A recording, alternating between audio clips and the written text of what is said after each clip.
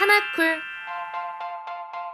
하나쿨 영상 예배 이렇게 드려요. 하나, 예배에만 집중해요. 예배의 주인공은 하나님.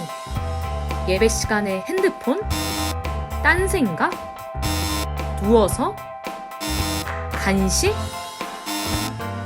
둘, 예배를 준비해요. 내 마음을 다하고 좋은 환경을 만들고 성경책은 미리 준비하기. 이렇게만 하면 예배 준비 완료. 예배 시작.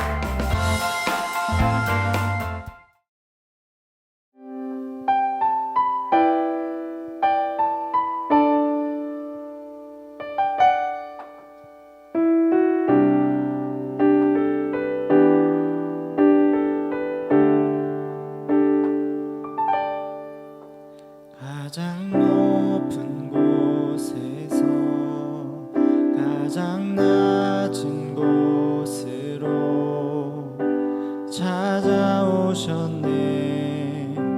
날 살리려고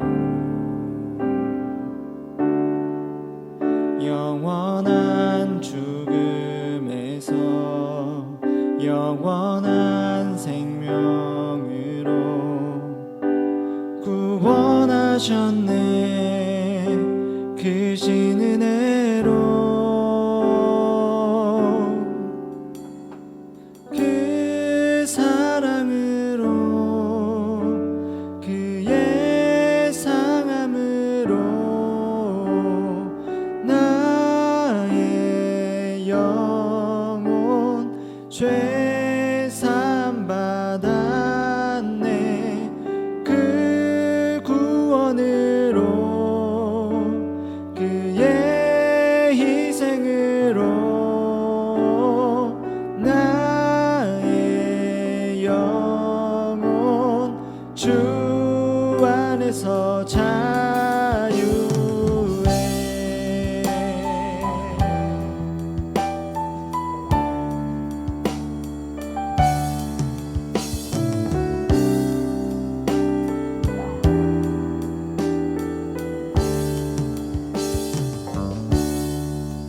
가장 높은 곳에서 가장 낮은 곳으로 찾아오셨네.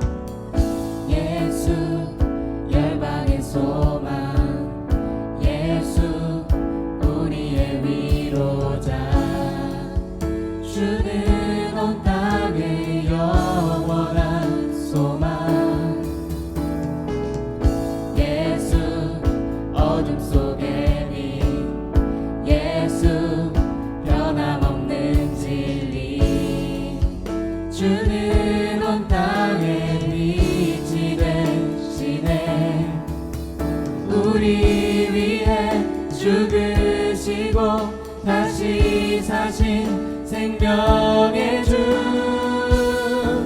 주님만이 소망이요 변함없는 반석이라 주님만이 온 세상을 비추시네 또 죽음에서 부활하신 우리 구주 평강의 왕 주를 믿는 모든 자의 소망 되신 주를 믿네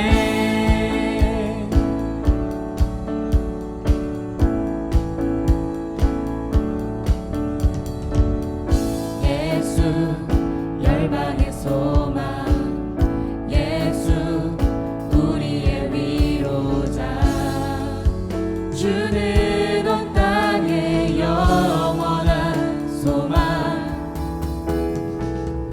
예수 어둠 속의 빛 예수 변함없는 진리 주는 온 땅의 빛이 되시네 우리 위해 죽으시고 다시 사신 생명의 주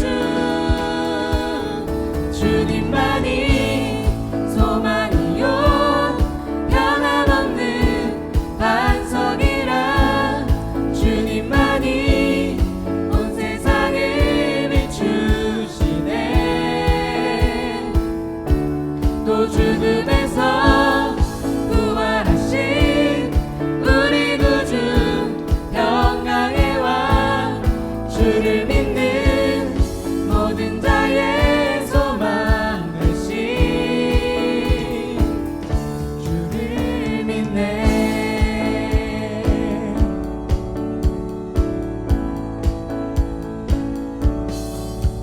우리 위해 죽으시고 다시 사신 생명의 주 우리 위해 죽으시고 다시 사신 생명의 주 우리 위해 죽으시고 다시 사신 생명의 주 우리 위해 죽으시고 다시 사신 생명의 주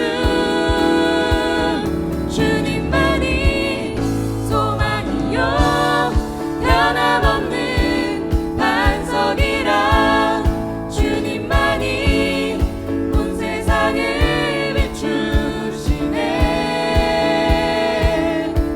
또 죽음에서 부활하신 우리 구주 평강의 왕 주를 믿는 모든 자의 소망 되신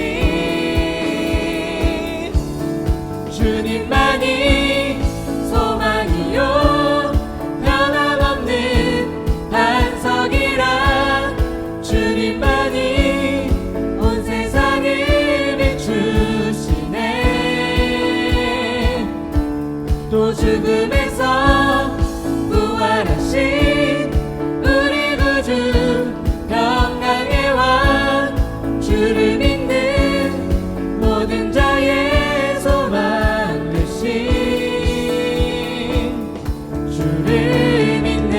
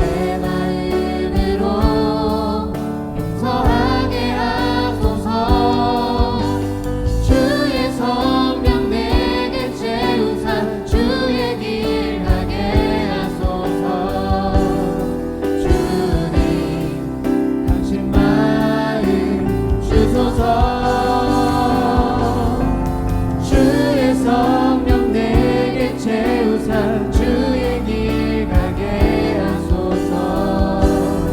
주님 당신 마음 주소서. 주님 마음 내게 주소서.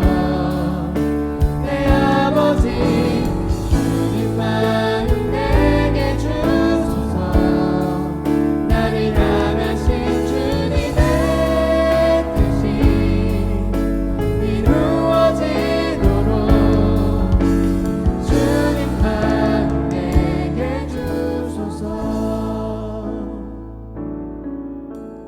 주님 마음 내게 주소서. 내 아버지 주님 마음 내게 주소서. 나를 향하신 주님의 뜻이 이루어지도록 주님 마음 내게 주소서.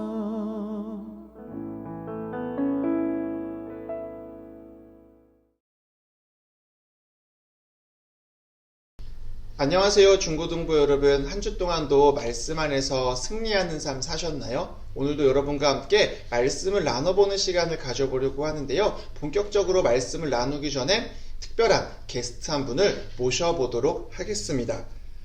자기소개 한번 부탁드리도록 하겠습니다. 네, 안녕하세요. 저는 학창시절 뒤늦게 방황을 했던 사람입니다. 아주 어려운 학창시절을 보냈다라고 들었는데요. 한번 말씀해 주실 수 있으실까요? 네, 저는 고3 시절 때에 늦바람이 난 거죠. 부모님과 크게 다투고 일주일 정도 가출을 했던 적이 있습니다. 일주일이요? 다투었던 그 이유를 조금 알 수 있을까요? 우선 한참 지난 일이라 어떤 내용인지는 잘 알 수는 없지만 아무튼 부모님과 관계가 좋지 않았던 것 같아요. 그냥 반항하고 싶었던 것 같습니다. 이유도 기억나지 않았다라고 하면은 별 크지 않았던 이유였던 것 같기도 해요. 부모님께 참 죄송하셨을 것 같은데 이 기회에 영상 편지 한번 보내보시죠. 어머니 죄송합니다. 그때 왜 집을 나갔는지는 모르겠어요. 아무튼 부모님 사랑합니다. 여러분, 지금 여러분은 부모님과 어떤 관계를 유지하고 계신가요? 혹시 이유 없이 짜증나고 답답하고 속상할 때 부모님에게 나의 나의 답답함들을 다 풀어놓으려고 하고 있진 않으신가요? 오늘 본문 말씀을 보면요, 이렇게 부모님의 말씀에, 부모님의 마음에 대못을 박은 형제 이야기가 등장하고 있어요. 그래서 우리가 오늘은요, 이 형제 이야기 한번 같이 살펴보려고 합니다. 같이 보실 말씀은요, 누가복음 15장 11절부터 같이 보도록 하겠습니다. 누가복음 15장 11절부터 32절까지 말씀입니다. 또 이르시되 어떤 사람에게 두 아들이 있는데 그 둘째가 아버지에게 말하되 아버지여 재산 중에서 내게 돌아올 분깃을 내게 주소서 하는지라. 아버지가 그 살림을 각각 나눠주었더니 그 후 며칠이 안 되어 둘째 아들이 재물을 다 모아가지고 먼 나라에 가 거기서 허랑방탕하여 그 재산을 낭비하더니 다 없앤 후 그 나라에 크게 흉년이 들어 그가 비로소 궁핍한지라. 가서 그 나라 백성 중 한 사람에게 붙여 사니 그가 그를 들로 보내어 돼지를 치게 하였는데 그가 돼지 먹는 쥐염 열매로 배를 채우고자 하되 주는 자가 없는지라. 이에 스스로 돌이켜 이르되 내 아버지에게는 양식이 풍족한 품꾼이 얼마나 많은가. 나는 여기서 주려 죽는구나. 내가 일어나 아버지께 가서 이르기를 아버지 내가 하늘과 아버지께 죄를 지었사오니 지금부터는 아버지의 아들이라 일컬음을 감당하지 못하겠나이다. 나를 품꾼의 하나로 보소서 하리라 하고 이에 일어나서 아버지께로 돌아가니라. 아직도 거리가 먼데 아버지가 그를 보고 측은히 여겨 달려가 목을 안고 입을 맞추니 아들이 이르되 아버지 내가 하늘과 아버지께 죄를 지었사오니 지금부터는 아버지의 아들이라 일컬음을 감당하지 못하겠나이다 하나 아버지는 종들에게 이르되 제일 좋은 옷을 내어다가 입히고 손에 손가락질을 끼우고 발에 신을 신기라. 그리고 살찐 송아지를 끌어다가 잡으라. 우리가 먹고 즐기자. 이 내 아들은 죽었다가 다시 살아났으며 내가 잃었다가 다시 얻었노라 하니 그들이 즐거워하더라. 맏아들은 밭에 있다가 돌아와 집에 가까이 왔을 때에 풍악과 춤추는 소리를 듣고 한 종을 불러 이 무슨 일인가 물은데 대답하되 당신의 동생이 돌아왔음에 당신의 아버지가 건강한 그를 다시 맞아들이게 됨으로 인하여 살찐 송아지를 잡았나이다 하니 그가 노하여 들어가고자 하지 아니하거늘 아버지가 나와서 권한대 아버지께 대답하여 이르되 내가 여러 해 아버지를 섬겨 명은 어김이 없거늘 내게는 염소 새끼라도 주어 나와 내 벗으로 즐기게 하신 일이 없더니 아버지의 살림을 창녀들과 함께 삼켜버린 이 아들이 돌아오매 이를 위하여 살찐 송아지를 잡으셨나이다. 아버지가 이르되 예 너는 항상 나와 함께 있으니 내 것이 다 내 것이로되 이 내 동생은 죽었다가 살아났으며 내가 잃었다가 얻었기로 우리가 즐거워하고 기뻐하는 것이 마땅하다 하나이다 하니라. 아멘. 이 본문은요, 형제 이야기라고 여러분에게 처음에 소개했지만 사실 아버지에 대한 이야기라고 하는 것이 조금 더 맞는 표현일 것 같습니다. 아버지께서 자신의 아들들을 얼마나 사랑하고 아끼는지 보여주는 본문이라고 이야기할 수가 있겠지요. 그래서 우리가 오늘 본문을 살펴볼 때 아들을 중심으로 이야기가 흘러가겠지만 아들을 중심으로 이야기를 살펴보는 것이 아니라 아버지를 중심으로 이야기를 한 가지씩 살펴보도록 하겠습니다. 네, 첫 번째 주제로 살펴볼 내용은요, 아버지의 유산에 대한 이야기입니다. 둘째 아들이 아버지에게 유산을 달라고 요구하는 것으로 본문이 시작되고 있는데요. 문제는 아버지가 죽지 않고 살아계실 때 요구하고 있다는 점이 문제가 될 수 있겠습니다. 그렇다면은 그 점이 왜 문제가 될 수 있는 부분이죠? 네, 당시 히브리 문화권에서는 유산 분배는 아버지가 돌아가신 후에 이루어지는 것이 보통이거든요. 그런데 둘째가 살아계신 아버지께 지금 유산을 요구했다는 것은 아버지를 모욕하고 그리고 죽기를 바라고 있어서 거의 저주에 가까운 나쁜 행위라고 볼 수 있습니다. 그런데 아버지는 이 재산을 둘째뿐만 아니라 첫째에게도 각각 공평하게 분배해주고 있습니다. 그동안 우리가 이 본문을 이해할 때는 돌아온 탕자 이야기라고 이해하면서 둘째 아들만 굉장히 나쁜 아들이고 둘째 아들에게만 문제가 있다라고 보는 것이 일반적이었는데요. 오늘 본문을 다시 살펴보니까 둘째 아들뿐만 아니라 큰 아들, 첫째 아들도 별반 다르지 않다라는 것을 알 수 있게 되는 것 같습니다. 정리해 보면은 두 아들 다 아버지의 재산을 각각 받아갔다라고 이야기하는 것이죠. 표면상으로 볼 때는 둘째 아들만 문제가 있는 것처럼 보이고 둘째 아들만 유산을 요구한 굉장히 나쁜 아들인 것처럼 보이지만 첫째 아들도 둘째 아들의 이러한 요구에 아무런 이야기도 하지 아니하고 자신의 유익과 이익, 아버지의 재산을 다 받았다라고 이야기할 수가 있습니다. 둘째가 재산을 가지고 먼 나라로 이웃에 넘어가서 이 모든 재산을 탕진해 버리게 됩니다. 그리고 그 재산을 탕진해 버리니까 그 이후부터는 비참한 신세가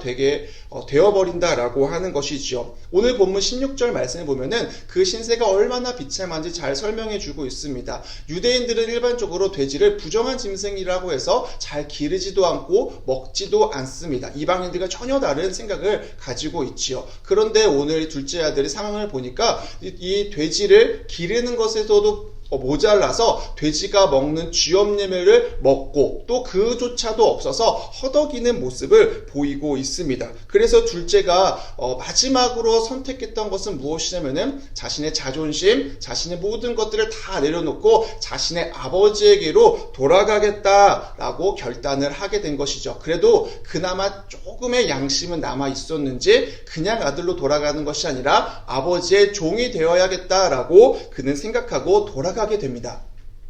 참 뻔뻔한 아들인 것 같아요. 저 같으면 돌아가지도 못할 것 같거든요. 하지만 그 둘째 아들에게 있어서는 자기가 살 수 있는 방법이 아버지께로 돌아갈 수밖에 없었던 것 같습니다.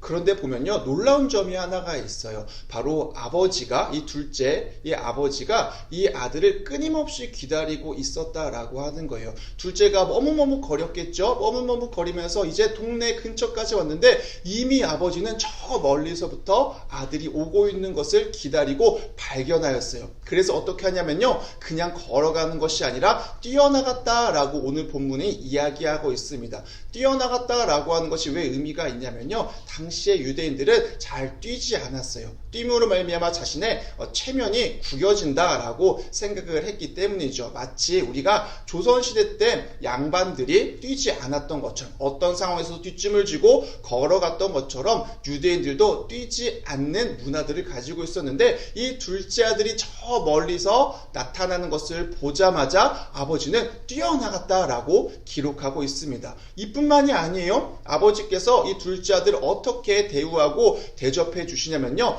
먼저는 그 아들을 끌어안아 주십니다. 이 방에서 어떤 일을 겪었는지, 얼마나 부정한지 그것도 모르지만 그것은 상관하지 아니하고 둘째 아들을 끌어안고 입 맞추고 그에게 옷을 갈아입혀 주고 그의 손에 손가락질을 끼워주고 신발을 바꿔 신게 해줍니다. 그리고 살찐 송아지를 잡아서 우리가 함께 잔치를 하자라고 이야기하고 있습니다. 얼마나 놀라운 것이냐면요, 신발을 바꿔 신겨 주었다, 맨발이었던 그 아들의 신발을 신겨 주었다라고 하는 것은 아들의 권세를, 아들의 지위를 다시금 회복시켜 주었다라고 하는 것입니다.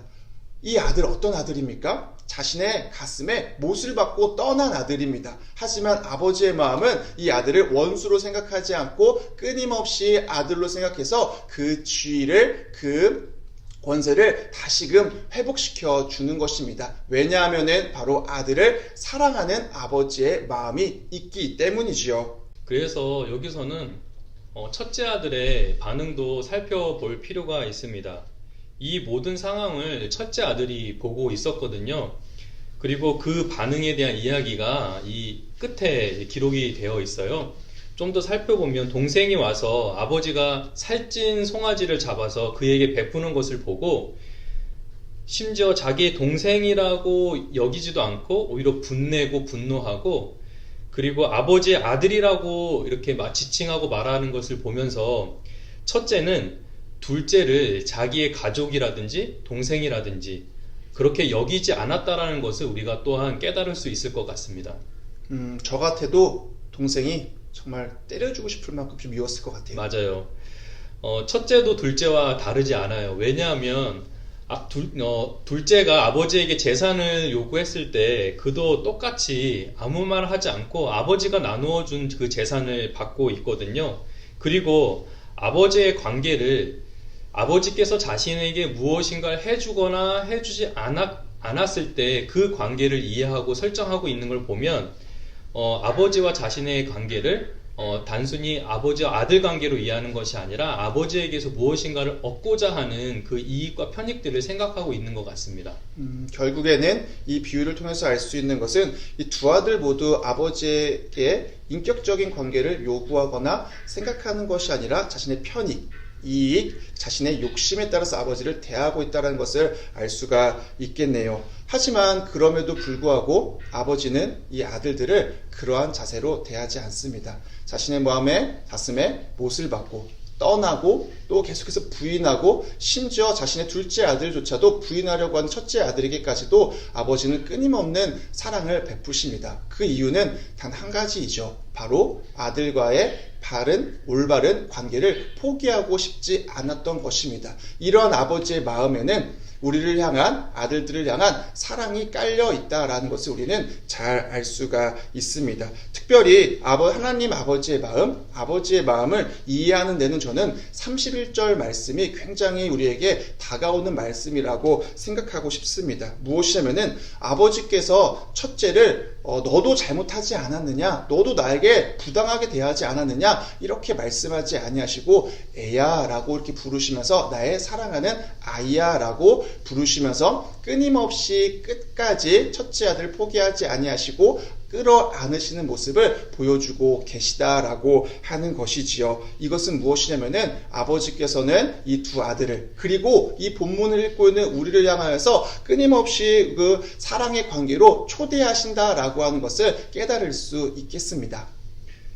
중고등부 학생 여러분, 여러분은 하나님께서는 여러분에게 어떤 분이신가요? 그리고 여러분은 또 하나님께 어떠한 자녀인가요?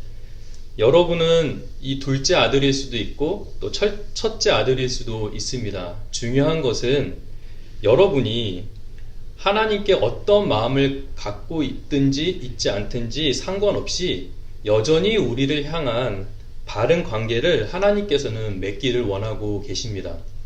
관계라고 하는 것은 상호작용인 것 같아요. 그래서 나만 아는 것도 아니고 상대방만 아는 것도 아니고 서로 알아갈 때 바른 관계가 맺어지는 것 같습니다. 하나님과 바른 관계를 맺기 위해서는 우리 자신을 아는 것보다 하나님이 어떠한 마음을 품고 계시고 하나님의 뜻이 무엇인지 아는 것이 최우선의 과제라고 이야기할 수가 있겠지요. 그렇다면 우리는 어떻게 하나님의 뜻을 알 수 있고 아버지의 마음을 알 수 있을까요? 바로 하나님께서 우리에게 주신 하나님의 말씀, 성경을 읽고 듣고 배움을 통해서 하나님의 뜻을 알 수 있지 않을까요? 그리고 거기서 그치는 것이 아니라 하나님의 뜻을 실천함으로 하나님의 관계가 날마다 조금씩 깊어지는 것을 경험할 수 있지 않을까요? 결국에는 하나님의 마음을 아는 이 말씀을 배우고 실천하는 것, 그것이 바로 하나님과의 관계를 회복하는 길이다라고 이야기할 수 있겠습니다.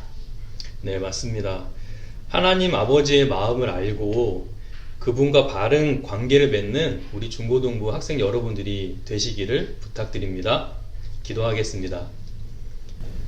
하나님 감사합니다. 오늘 아버지의 마음을 알 수 있도록 저희들에게 말씀 허락해 주시니 감사합니다. 이 말씀 통해서 저희들이 깨닫고 또 알게 된 바들을 또 우리의 마음속에 잘 새길 수 있도록 은혜를 베풀어 주시고 하나님의 말씀을 통해서 하나님의 어떤 분이신지를 알고 또 배우고 그 배운 대로 실천하며 살아갈 수 있도록 우리에게 크신 은혜를 베풀어 주옵소서. 그래서 하나님의 마음이 우리의 마음이 되고 우리가 하나님을 더욱 닮아가는 귀한 학생들이 될 수 있도록 축복해 주옵소서. 예수님의 이름으로 기도합니다. 아멘.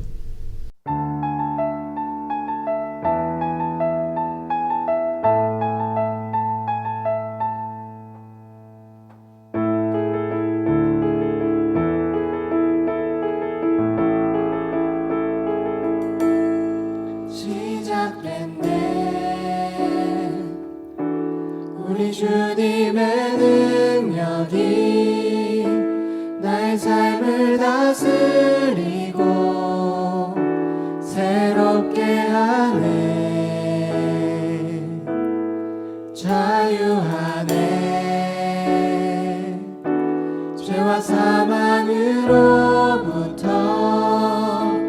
나의 삶은 변하고 나 충만하네.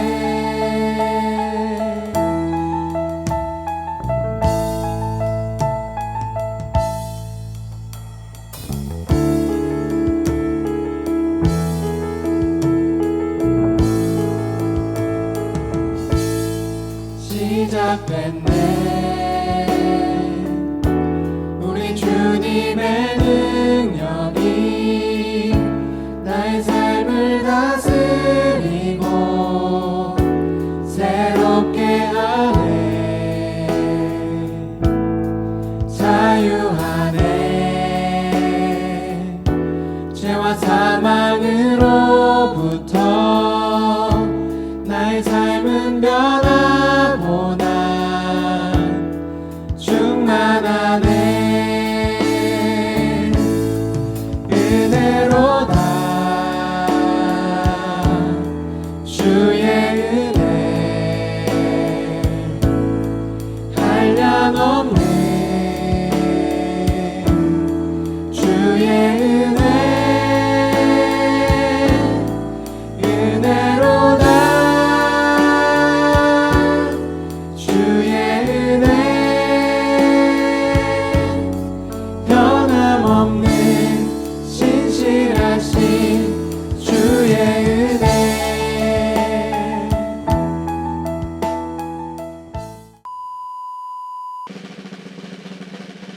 자, 여러분 오늘은 무교병을 만들어 보려고 합니다. 오늘 만들기 도움으로 정말 어렵게 모셨는데요. 인사해 주세요. 안녕하세요, 이서율입니다. 제 딸 이서율이고요. 오늘 이제 무교병 만들려고 하는데요. 먼저 이제 재료랑 그리고 저희들도 옷을 좀 갈아입고 이제 오도록 하겠습니다. 이제 옷을 좀 갈아입고 왔죠. 서율이는 무교병이 뭔지 알아요? 잘 모르겠어요. 네, 무교병이라는 거는 출애굽기 12장 15절부터 20절에 무교절에 대한 절기를 제정해 주시고 그날 먹는 떡에 대해서 말씀을 해 주세요.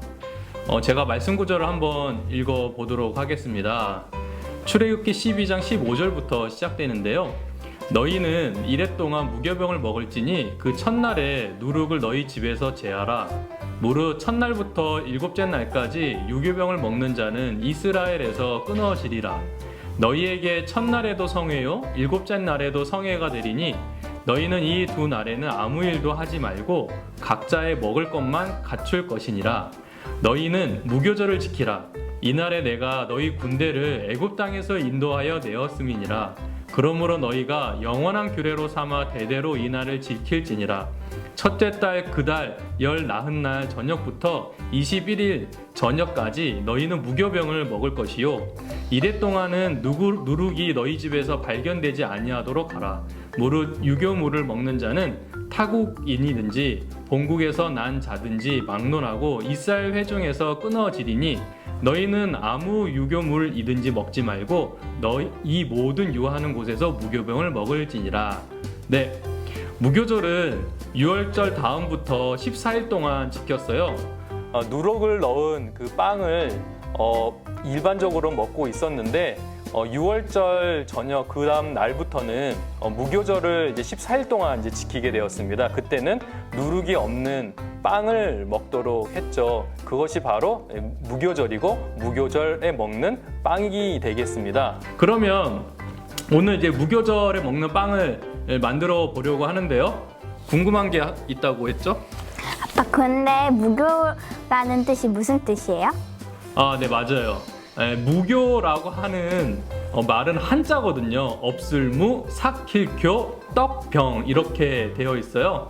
그래서 이렇게 풀이할 수 있겠죠. 삭히지 않은 그리고 발효시키지 않은 떡이라는 뜻이죠. 근데 우리에게는 떡이라고 할 수 있지만 이스라엘 사람들에게는 주식이 빵이었어요. 그러니까 무교빵이 되겠죠. 그리고 무교절에 먹는 빵이 될 거예요. 자, 그러면 이제 저희들이 옷도 갈아입었고 이제 앞에 이제 재료 준비들을 이제 해 놓았는데요. 서율이가 이제 재료 설명을 좀 해줄래요? 밀가루 2컵, 물 3분의 2컵 끝. 네, 정말 간단하죠. 이제 일반 밀가루면 다 됩니다. 부침가루도 괜찮을 것 같아요. 근데 튀김가루는 안 해봐서 모르겠고요. 여러분들이 한번 도전해 보셔서 댓글 달아주세요. 그러면 이제 서율이가 이제 재료는 준비됐으니까 만드는 방법 한번 알려줄래요? 만드는 방법은 간단해요. 믹싱볼에 밀가루 2컵, 물 3분의 2컵 넣고 치대주기만 하면 돼요. 약 10분 정도만 치대주시면 됩니다. 네. 이제 반죽을 할 건데요. 한번 이제 밀가루를 한번 담아 보도록 할게요. 그래서 밀가루 2컵이면 되는데 계량은 종이컵으로 했습니다. 그래서 종이컵에 2컵이면 되고요.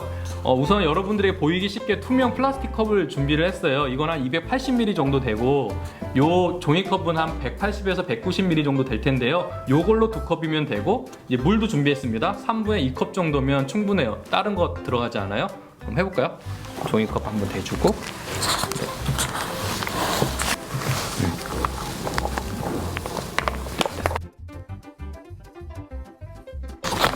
네, 밀가루를 우선 이렇게 담아봤고요. 한 이게 반 컵씩 나오네요. 그다음에 물을 담을 건데요. 3분의 2컵이라고 했죠? 물은 3분의 2. 이렇게 해서 이제 재료를 준비했고요. 다 섞어가지고 반죽만 하면 돼요. 그럼 저희도 한번 시작을 한번 해보도록 하겠습니다. 컵에다가 볼에 미싱볼에다가 담아놨던 계량했던 거 넣고 물 넣고 네, 그냥 반죽하면 됩니다. 반죽하면 심심하니까 저는 딸하고 이렇게 만드는 게 어색하지 않죠? 그죠? 절대 어색하지 않아요. 네, 집에서 식빵도 만들어 봤거든요.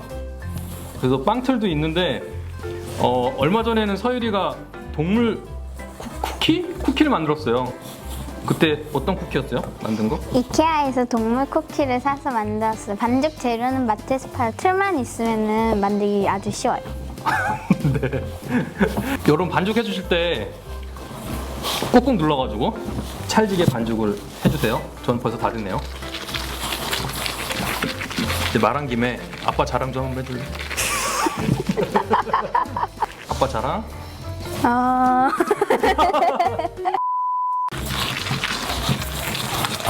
최근에 아빠가 해준 음식 중에 제일 맛있었던 거 기억나요? 리조또? 리조또. 역시. 또 딴 거. 아빠가 해준 것 중에 제일 기억 남는 거 있어요? 음식 중에? 떡볶이. 떡볶이. 우리가 10분 정도 치대야 된다고 이렇게 설명들을 많이 하는데 10분 정도는 아니고 그냥 대충 치대가지고. 근데 너무 반죽이 거칠게 되면 먹을 때 이제 맛이 없으니까 10분 동안 반죽을 해주세요. 네, 이렇게 반죽이 이제 완성이 되었습니다. 좀 땀이 나는데 그리고 계속 이어서 해볼게요. 자, 다음 설명해 줄까요? 만든 반죽을 4덩이로 쪼개서 동그랗게 빚어주세요. 그리고 밀대로 밀어서 넓게 펴주시면 완성입니다. 네, 그러면은 우선은 4덩이로 한번 쪼개 볼게요. 똑같을 필요는 없어요. 대충 눈대중으로 4덩이만 만들어주면 됩니다.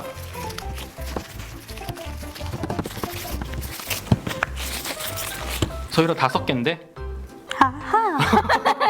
자, 여러분 이렇게 만들었어요. 그 다음에 이제 밀어보도록 할 텐데요. 집에 이렇게 밀대가 없어도 괜찮아요. 예, 그냥 아무거나 그냥 물통이나 여러분 텀블러 가지고도 밀어도 됩니다. 우리 하나 먼저 밀어볼까요? 그래서 봉에다가 밀가루를 좀 살짝 묻히셔가지고, 네. 그 다음에 반죽에다가도 밀가루를 좀 묻히시고, 그리고 나서 하나를 넓게 피는데요. 최대한 얇게 미시면 됩니다. 자, 이렇게 밀었습니다. 그 다음에 그냥 구우면 괜찮아요. 그런데 여러분 크래커 먹어보면 알겠지만 구멍이 뽕뽕뽕뽕 나와 있었죠? 그래서 이 포크를 준비했습니다. 포크로 그냥 막 찔러주세요. 상관없어요. 네. 여러분 이제 다 된 거예요. 그죠? 네, 굽는 것도 간단해요. 오븐에 구워볼게요. 저희 집에서 가져왔습니다. 자, 따님 얼마나 구워야 되죠? 시간 좀 알려줄래요? 250도에서 오븐에서 8분 정도 구우면 됩니다. 오븐 뒤에는 탈지 모르니까 눈여겨봐 주셔야 해요. 얇으니까 금방 구워질 거예요. 네, 그러면 허유리 거를 먼저 구워볼까요? 네, 이제 무교병 구워보도록 하겠습니다. 이제 오븐에 넣어볼게요.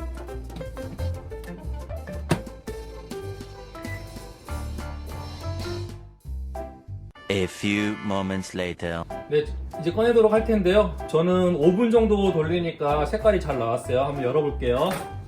짜잔, 짜잔. 자, 이렇게 구워졌거든요. 우선 맛을 좀 볼까요? 이게 소리가 들리면 되게 좋을 텐데 바삭하게 구워졌어요. 모양도 괜찮죠? 아무 맛도 안 나요. 진짜 아무 맛도 안 납니다. 네. 이 성경의 기록에는 이 빵이랑 쓴나물만 먹었다고 해요. 우리는 굳이 그럴 필요가 없죠. 집에 꿀이 있으면 한번 찍어서 한번 드셔보세요. 자, 아빠랑 오늘 무교봉 만들기 했고 촬영도 같이 했는데 어때요? 소감 한마디? 오늘 아빠랑 이렇게 같이 촬영해서 기분 좋았고요. 무교봉이 아무 맛은 없지만 완전히 재밌었어요. 여러분도 이렇게 무교병 집에서 한번 만들어 보세요. 네, 재밌을 거예요. 무교병은 그러니까 누룩이 또 이스트라는 말이거든요. 이스트가 없는 빵이라고 했잖아요. 출애굽 당시에 이스라엘에게는 누룩을 넣으면 발효시킬 때 시간이 오래 걸리니까 빨리 급하게 나와야 되는 그 이유 때문에 발효시키지 않기 위해서 누룩을 넣지 않았어요. 그래서 빨리 먹고 그리고 허리띠를 메고 쓴나물을 먹으면서 이렇게 바로 이제 탈출을 했습니다. 그런데 성경에서는 이 누룩을 상황에 따라서 다양한 의미로 사용했어요. 대개는 나쁜 뜻에서 크게 퍼져서 사람들에게 해를 주는 그런 힘의 숨은 힘의 상징으로 이제 사용하기도 했거든요. 누가복음 12장 1절에서는 그 외식하는 자, 특히 바리새인과 서기관들을 묘사할 때 예수님께서는 그들을 이제 누룩과 같이 여기셨거든요. 바로 그 나쁜 이미지. 그래서 누룩이 그 나쁜 이미지가 온 백성들에게 퍼졌다 이렇게 말씀하시고 그 비유로 또 설명을 해주시기도 하셨습니다. 뿐만 아니라 마태복음 13장 33절에서는 또 긍정적인 또 메시지를 주시기도 하셨는데요. 마치 여자가 가루 서말 속에 갖다 넣어 전체를 부풀게 한 누룩과 같다고 이렇게 하셨거든요. 매우 적은 양의 누룩이 들어가서 빵의 전체를 전체에 퍼지고 그 다음에 그 빵이 이제 부풀어 오르게 그런 영향을 주는 의미에서 천국복음이 그와 같다라고 얘기한 거예요. 그래서 누룩이 작고 나약하고 적은 것 같지만 크게 빵을 부풀게 하는 것처럼 천국복음이 인간의 모든 삶에 침투해서 변화를 일으키신다라는 의미에서 이게 긍정적인 뜻으로 표현하기도 했습니다. 목사님은 누룩을 제하기 위해서 예수님께서 6월절에 희생양이 되셨다라고 하는 사도 바울의 그 메시지가 굉장히 중요하다고 생각을 하는데요. 고린도전서 5장 6절에서 8절에는 묵은 누룩이라고 표현을 했어요. 이때 이 묵은 누룩은 악한 행실을 뜻하거든요. 그 악한 행실을 너희들이 떠나야 된다. 그리고 버리라 라고 이야기합니다. 왜냐하면 너희들은 누룩이 없는 예수 그리스도를 통해서 지어진 빵과 같다라고 표현을 했거든요.